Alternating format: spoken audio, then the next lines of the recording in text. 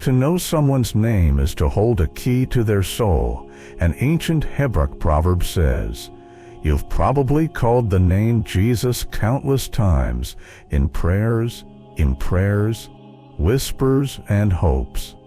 Yet have you ever sensed a subtle emptiness behind the repetition? As if something essential was missing? What if I gently suggested that the name Jesus was never spoken by his mother or his closest disciples? What if the original name Yeshua was not merely a name, but a sacred vibration designed to awaken something deep inside you? Today, we gently unravel a historical truth carefully obscured through time, not to challenge your faith, but to enhance and deepen your connection to it. And if this resonates with you, I warmly invite you to subscribe to our channel, Mystica Nexus, helping us reach our heartfelt goal of 10,000 subscribers. Your support means more than you know. What if the name you've known and spoken your entire life wasn't actually the original? Most of us grew up hearing, saying, and praying to the name Jesus. And there's a comforting familiarity in that. But history gently whispers a different truth, one that invites us to reconsider the very core of our belief. The man we call Jesus was never known by that name during his lifetime. Not by his family, not by his closest followers. His real name, as spoken in ancient Hebrew, was Yeshua, a name rich with meaning, power, and a resonance that has quietly faded over centuries. The subtle shift from Yeshua to Jesus wasn't merely linguistic, it changed something fundamental. Ancient Hebrew wasn't just language, it was vibration, a form of sacred resonance. Each name carried an energetic blueprint, a frequency designed to awaken spiritual truths within the soul.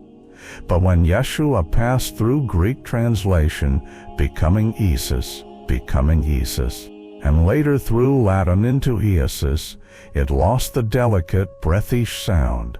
With each iteration, the original resonance was softened, obscured, until finally settling as the English Jesus. Perhaps most of us never paused to question this subtle transformation. Yet every small alteration carried an unspoken implication. When a sound changes, the power it transmits changes as well. Could it be that the original purpose, the soul-minus awakening frequency of the name Yeshua, was deliberately or unconsciously diluted over time? This isn't to suggest intentional deception outright, but rather to invite a quiet curiosity. What happens when a name meant to stir internal awakening is subtly replaced by one that simply calls to external reverence? What inner power might have become dormant through this gentle erasure of sound? As we begin to unravel this hidden history, ask yourself a simple yet profound question. If something as fundamental as a name was lost to history, what else might we rediscover? And perhaps more importantly, what hidden truths might gently awaken within us as we restore that vibration?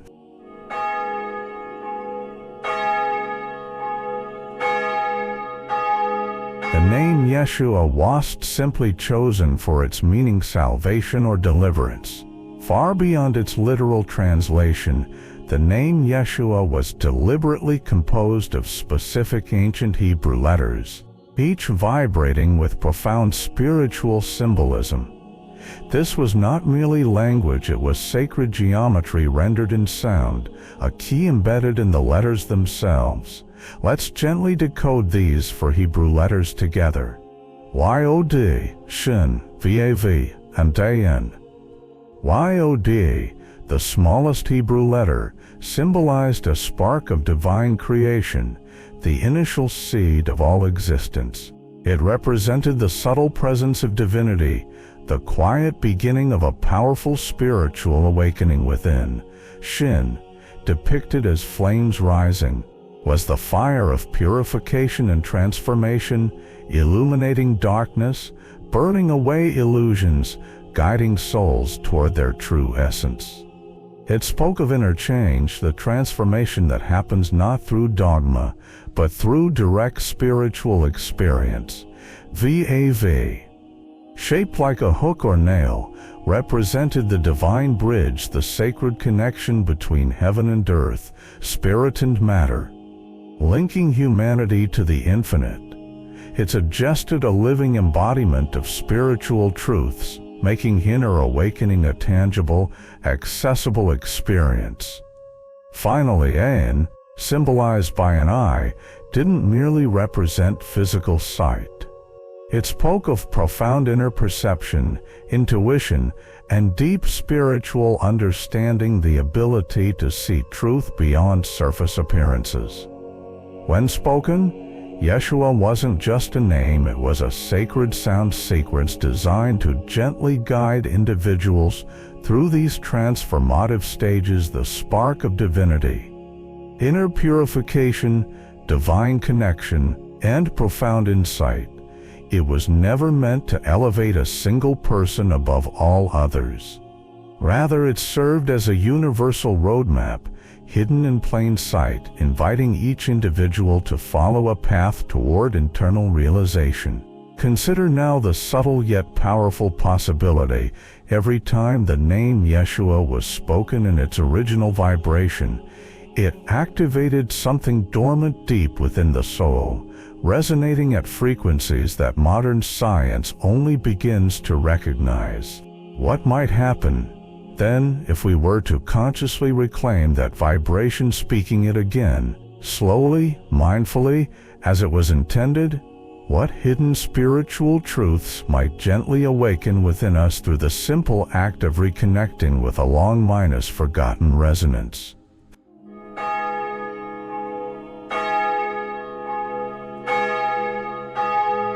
When Yeshua's teachings first began to spread, they weren't framed within an institution or doctrine. They resonated as direct personal revelations, inner awakenings shared quietly among seekers. Yet as these ideas began to take root, something subtle shifted. In the 4th century, under the rule of Emperor Constantine, the Roman Empire faced division and instability. Constantine, a pragmatic ruler rather than a spiritual seeker, understood something crucial: unity and stability required control, and control required a singular, organized religion, one that could unify an empire through shared belief and obedience. The humble, personal teachings of Yeshua, which spoke of direct experience and inner truth, were to decentralize, to empowering to individuals, and thus to uncontrollable. This quiet spiritual rebellion posed a threat not by force, but through subtle empowerment of the soul. So began a careful transformation, shifting the spiritual landscape from an inward journey toward outward allegiance. The Council of Nicaea, convened by Constantine, marked this shift profoundly. Here, spiritual truths that invited personal exploration and awakening were gently replaced by doctrines demanding faith and conformity. Yeshua, the wise teacher who pointed inward to the divine spark within every human heart, slowly became Jesus, the external Savior whose divinity was beyond human reach, whose power was centralized in the Church. It's not to say the early Church deliberately obscured spiritual truth maliciously. Perhaps their intention was simply order, stability, unity. But in doing so, they replaced personal discovery with external authority, subtly teaching humanity to look outward rather than inward for salvation. Consider carefully this gentle yet profound shift. Teachings that once invited deep introspection, personal transformation, and direct spiritual awakening became doctrines to memorize, authorities to obey, and external rituals to follow. The subtle, powerful question arises. What does a system fear most? Perhaps not rebellion or heresy, but the quiet realization within each individual that true spiritual authority resides not in institutions, but deeply, intimately within their own heart.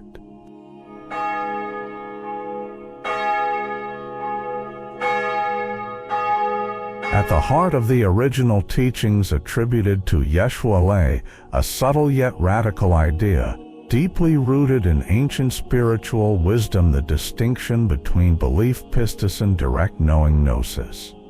In simple terms, pistis asks you to believe, to accept truths based on external authorities and promises, while gnosis gently invites you to experience and recognize truth directly within your own being. Consider, for a moment, how much easier it is for an institution to guide people when belief relies on external confirmation, scripture, clergy, rituals rather than personal, internal realization.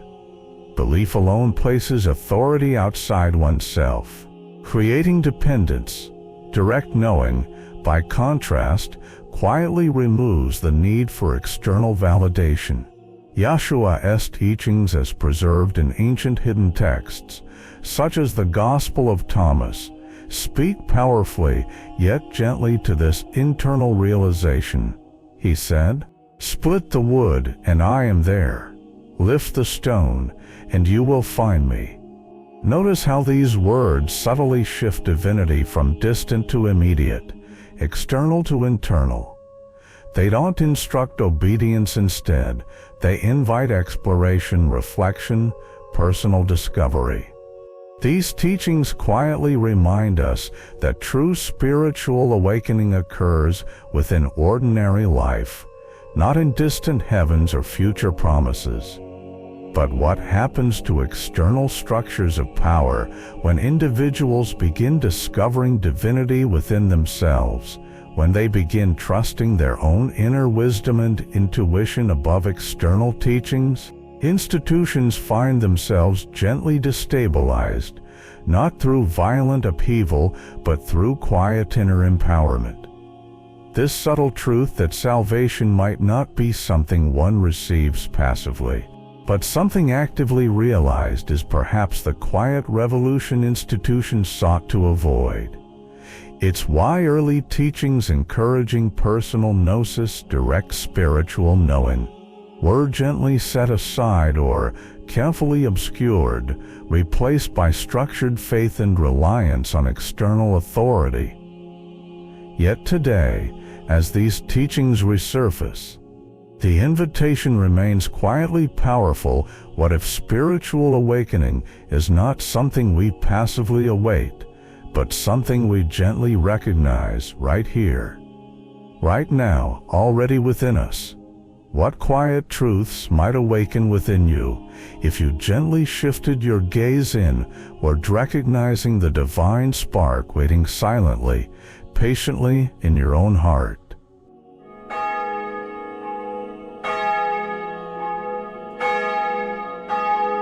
Throughout history, countless manuscripts, teachings, and spiritual insights have vanished beneath the sands of time. Often lost, sometimes suppressed, quietly hidden from the world's view. Yet occasionally, fate intervenes gently, as if the universe itself whispers, "This truth must be heard again." Such was the case in 1945. In the Egyptian desert near Nag Hammadi, where a humble shepherd stumbled upon ancient clay jars containing long-lost spiritual texts. Among these rediscovered writings was the Gospel of Thomas, a profoundly moving collection of sayings attributed directly to Yeshua. These texts, mysteriously omitted from official biblical canon, spoke not of doctrines to memorize or rituals to follow, but rather gently pointed inward, to personal awakening, self-discovery, and direct spiritual experience. Within these pages, Yeshua gently says, The kingdom is inside you and outside you. When you know yourselves, then you will be known, and you will understand that you are children of the living Father.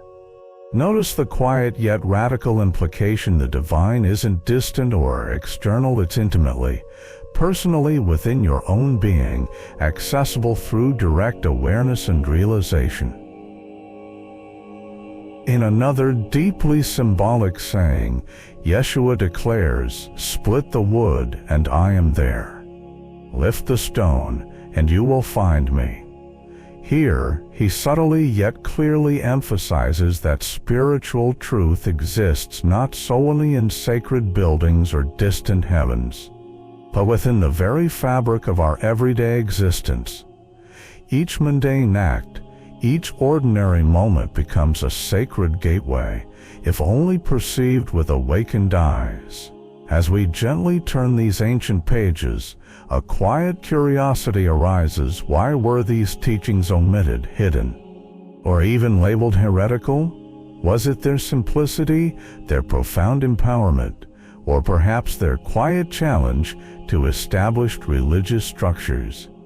As these lost scrolls gently resurface into modern consciousness, they carry a timeless invitation, softly urging each of us toward personal discovery.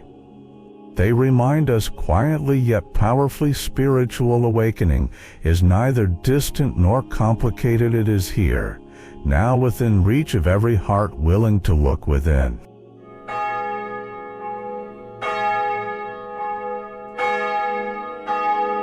What if the spiritual awakening taught by Yeshua wasn't just philosophy or metaphor, but rather a carefully encoded understanding of an ancient spiritual science, a subtle internal alchemy hidden within our very physiology? Across ancient civilizations, mystics quietly observed the human body as not merely physical, but as a sacred instrument, finely tuned for spiritual awakening. Embedded within early teachings, symbolism often aligned with specific biological realities, gently guiding initiates toward profound inner experiences. One intriguing example centers upon the human brain, particularly an area called the claustrum, situated near the pineal gland. Ancient texts from various spiritual traditions quietly reference this mysterious structure, describing a sacred oil or fluid symbolically called Christos, representing divine essence. According to these teachings, this sacred substance naturally descends along the spine, passing through 33 vertebrae, interestingly corresponding to Yeshua's symbolic age at his resurrection, before rising again, purified, illuminating the pineal gland, traditionally called the third eye. Consider gently how symbolic narratives and biological processes subtly intertwine ancient wisdom and modern science, harmoniously converging. Yeshua's teachings gently implied this inner journey of spiritual rebirth not as an external event to be passively awaited, but as an internal reality to be actively realized through mindfulness, breathwork, meditation, and personal discipline. Modern neuroscience now quietly recognizes the pineal gland as vital for regulating consciousness, sleep cycles, and spiritual experiences. Ancient mystics intuitively understood this, encoding deep spiritual truths within symbolic language, gently inviting each seeker toward personal exploration. As you contemplate this subtle yet profound insight, consider what it gently implies. Perhaps the long-awaited second coming, traditionally viewed as an external event, actually refers metaphorically to the awakening of your own internal divinity and illumination quietly waiting within your own physiology, patiently dormant yet profoundly alive. Imagine gently the empowerment of realizing that your very body carries within it the sacred map towards spiritual illumination, a journey quietly encoded in teachings thousands of years old, patiently waiting for each individual to discover, activate, and experience directly within their own heart and mind.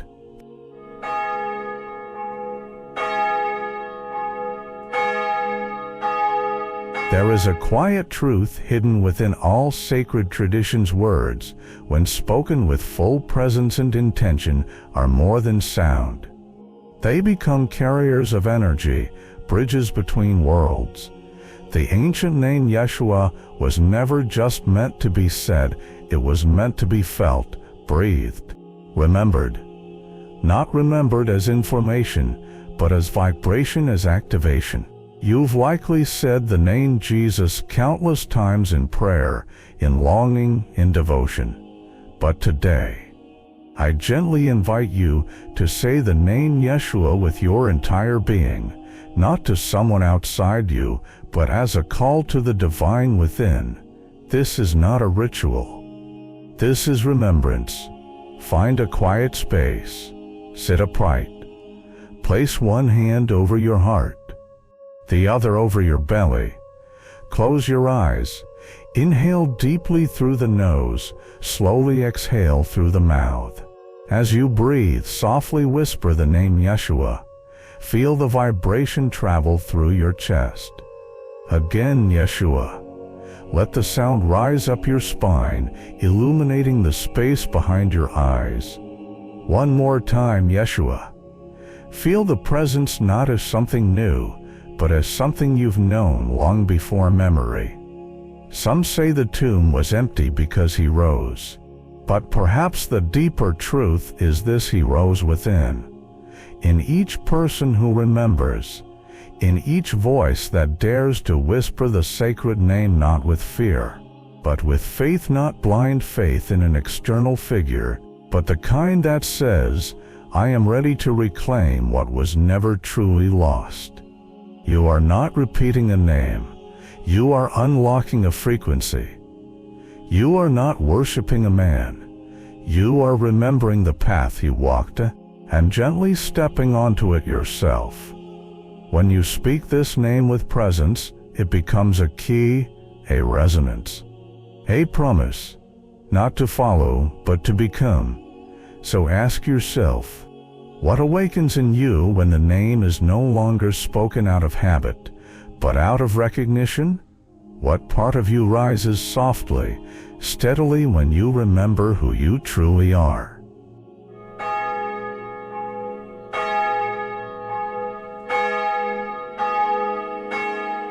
You were never meant to wait for salvation. You were meant to remember it. Not someday, but now. Not out there, but in here. The journey of Yeshua was never about creating worshipers. It was about awakening mirrors, each of us reflecting the divine spark within. If this message stirred something in you, don't let the feeling fade. Let it grow. Let it rise. Comment below, Yeshua is awakening in me. Share this with someone who might be ready to remember. And if you haven't already, we warmly invite you to subscribe. With your help, we're building a sanctuary of 10,000 souls walking this path of remembrance. This is not the end. It is the opening of the gate. Well, see you in the next video. Until then, breathe deeply, walk gently, and let the vibration guide you home.